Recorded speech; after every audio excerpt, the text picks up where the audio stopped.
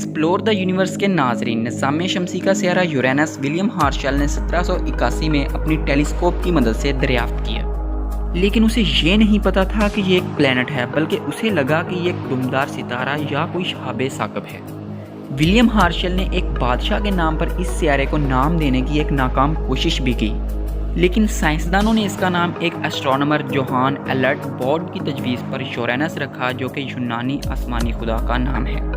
तो मेरा नाम है अब्दुर्रऊफ भट्टी और आज की इस वीडियो में हम आपको यूरेनस की मुकम्मल डॉक्यूमेंट्री दिखाएंगे। नाजरीन, ये सियारा भी निज़ाम शमसी के दूसरे सियारों की तरह तकरीबन 4.5 अरब साल पहले गुम हुई गैसों और डस्ट से मिलकर बना और निज़ाम शमसी के 7वें सियारे यूरेनस का लक़ब पाया। यहाँ जिसामत की बात करते चलें तो 25,362 किलोमीटर रेडियस के साथ यूरेनस ज़मीन से 4 गुना बड़ा है। सूरज से ये सियारा तकरीबन 2.9 बिलियन किलोमीटर दूर है। इसी वजह से सूरज की रोशनी को इस सियारे पर पहुंचने के लिए 2 घंटे 40 मिनट दरकार होते हैं।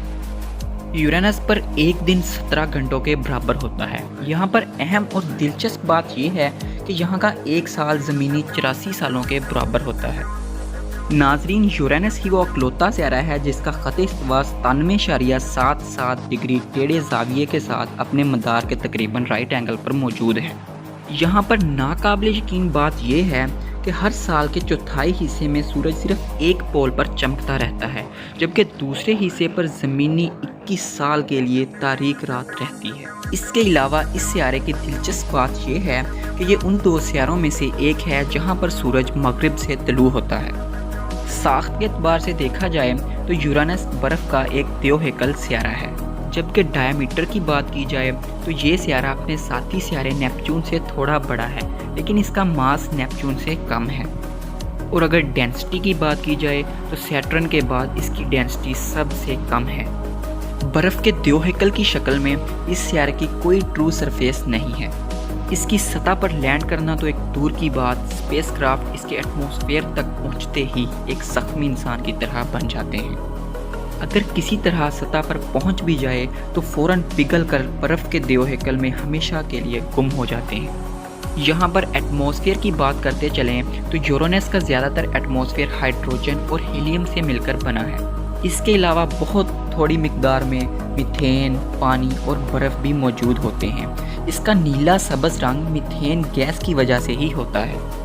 नासा ने इस सियारे की सतह से आने वाली आवाज़ भी रिकॉर्ड की है, जो कुछ इस तरह सुनाई देती है।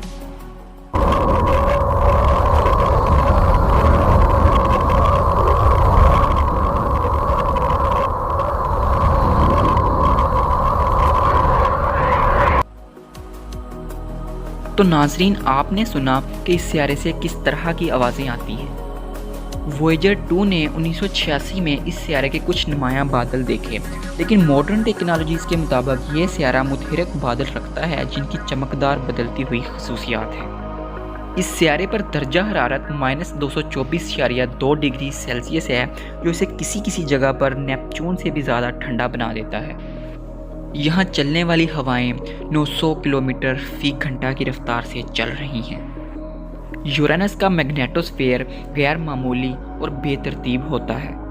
यहाँ पर रिंग्स की बात करें तो इसकी रिंग्स 2 सेट्स पर मुश्तमिल होती हैं। अंदरूनी सेट 9 रिंग्स पर मुश्तमिल होता है, जो बहुत पतली और सरमई रंग की होती हैं, जबकि बैरूनी सेट 2 रिंग्स पर मुश्तमिल होता है, जिनमें से एक सुर्ख रंग की मिट्टी की तरह होती है, जबकि दूसरी का रंग नीला होता है। यूरेनस के अब तक 27 चांद दरियाफ्त किए जा चुके हैं, जिनके नाम यूनानी या रोमन देवताओं के नाम पर रखे गए हैं।